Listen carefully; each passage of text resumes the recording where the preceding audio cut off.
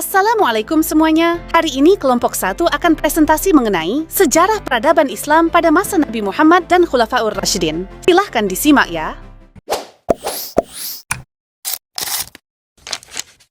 Kelahiran Nabi Muhammad SAW merupakan peristiwa penting yang menandai awal lahirnya peradaban Islam. Beliau lahir di Makkah pada 12 Rabiul Awal tahun Gajah sekitar 570 Masehi dari pasangan Abdullah bin Abdul Muthalib dan Aminah binti Wahab. Dalam keadaan yatim karena ayahnya wafat sebelum beliau lahir. Sejak kecil Nabi Muhammad SAW diasuh oleh kakeknya yang bernama Abdul Muthalib, kemudian oleh pamannya Abu Thalib yang membentuk kepribadiannya menjadi sosok yang mandiri, sabar dan berakhlak mulia.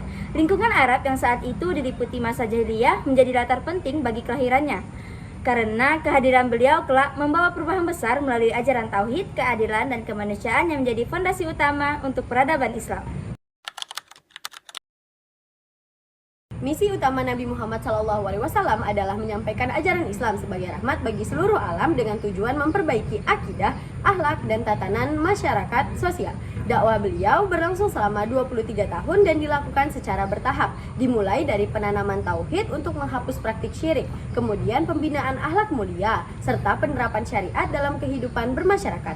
Pada periode Makkah, Nabi fokus membangun keimanan umat melalui dakwah secara sembunyi-sembunyi. Nah, dakwah secara sembunyi-sembunyi ini dilakukan juga secara terbuka meskipun menghadapi penolakan dan penindasan dari kaum Quraisy. Setelah hijrah ke Madinah, misi Nabi berkembang menjadi pembentukan masyarakat dan negara yang berlandaskan keadilan, persaudaraan, dan toleransi. Hal ini ditandai dengan adanya Piagam Madinah, persaudaraan kaum Muhajirin dan kaum Ansor, serta pengelolaan sosial, ekonomi, dan praktik yang teratur. Seluruh misi ini dilakukan dengan hikmah, keteladanan, dan sikap penuh kasih sayang, sehingga Islam tampil sebagai ajaran universal yang membawa perubahan besar bagi peradaban manusia.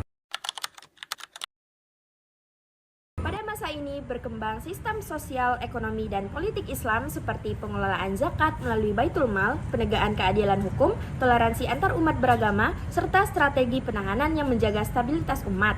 Puncak peradaban ini terlihat pada Fathu Makkah dan khutbah Haji Wada yang menegaskan prinsip persamaan manusia dan nilai-nilai universal Islam sebagai rahmat bagi seluruh alam.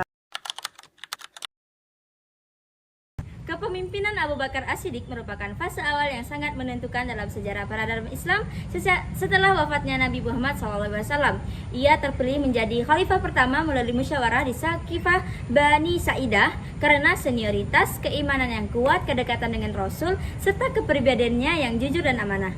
Masa kepemimpinannya berlangsung singkat sekitar 2 tahun, namun penuh tantangan, terutama dalam menjaga persatuan umat Islam yang terancam perpecahan akibat munculnya gerakan murtad dan penolakan membayar zakat. Dengan ketegasannya dan kebijaksanaannya, Abu Bakar berhasil menumpas pemberontakan tersebut serta mempertahankan ajaran Islam secara utuh. Kepemimpinannya menunjukkan keteladanan dalam sikap rendah hati, tanggung jawab, dan komitmen kuat untuk melanjutkan nilai-nilai yang diajarkan Rasulullah, sehingga menjadi fondasi kokoh bagi kelangsungan pemerintah Islam selanjutnya.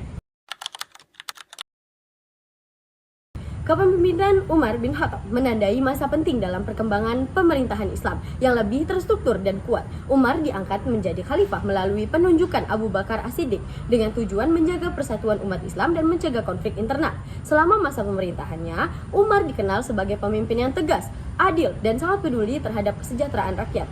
Ia melakukan berbagai reformasi besar, terutama dalam bidang administrasi pemerintahan, sistem hukum, dan keuangan negara, seperti pengelolaan zakat, pajak tanah, serta pembentukan sistem administrasi wilayah yang rapi. Umar juga menetapkan kebijakan pengelolaan tanah dan harta rampasan perang untuk kepentingan umat, bukan pribadi, sehingga mencerminkan keadilan sosial. Kepemimpinannya berhasil membawa stabilitas, kemajuan, dan perluasan wilayah Islam, serta menjadi keteladanan kepemimpinan yang berlandaskan kejujuran, tanggung jawab, dan keberpihakannya kepada rakyat. Kepemimpinan Utsman bin Affan berlangsung selama sekitar 12 tahun dan ditandai dengan kemajuan besar sekaligus tantangan serius dalam pemerintahan Islam. Salah satu jasa terbesarnya adalah pembukuan dan standarisasi Al-Quran yang dikenal sebagai Mushaf Utsmani, yang bertujuan menyatukan perbedaan bacaan di berbagai wilayah Islam. Pada masa pemerintahannya, wilayah kekuasaan Islam meluas hingga ke berbagai kawasan di luar Jazirah Arab, termasuk Asia Kecil dan Afrika Utara, serta dilakukan pembangunan dan perluasan masjid-masjid masjid utama. Namun, kebijakan Utsman dalam pengangkatan pejabat dari kalangan keluarganya menimbulkan tuduhan nepotisme dan memicu ketidakpuasan di sebagian masyarakat. Situasi tersebut berkembang menjadi pemberontakan yang berujung pada wafatnya Utsman bin Affan, menjadikan masa kepemimpinannya sebagai pelajaran penting tentang pentingnya keadilan, keterbukaan, dan persatuan dalam pemerintahan Islam. Kepemimpinan Ali bin Abi Thalib berlangsung pada masa yang penuh ujian dan konflik internal dalam sejarah Islam. Ali dibaiatkan sebagai khalifah setelah wafatnya Utsman bin Affan dengan tujuan memulihkan stabilitas dan persatuan umat. Namun pada kenyataannya ia harus menghadapi pemberontakan yang melibatkan sesama kaum muslimin. Pada masa pemerintahannya, ibu kota dipindahkan dari Madinah ke Kufah untuk memperkuat dukungan politik dan keamanan. Beberapa peristiwa besar seperti Perang Jamal dan Perang Siffin menjadi bukti beratnya tantangan kepemimpinan Ali dalam menjaga keutuhan umat. Meskipun demikian, Ali dikenal sebagai pemimpin yang adil, berilmu, sederhana, dan teguh memegang prinsip kebenaran. Kepemimpinannya memberikan pelajaran penting tentang keadilan, kesabaran, dan integrasi moral dalam menghadapi perbedaan konflik di tengah masyarakat Islam. So, terima kasih semua yang sudah mendengarkan presentasi kelompok 1, semoga bermanfaat. Sampai jumpa nanti. Saya mau lanjut terbang dulu ya.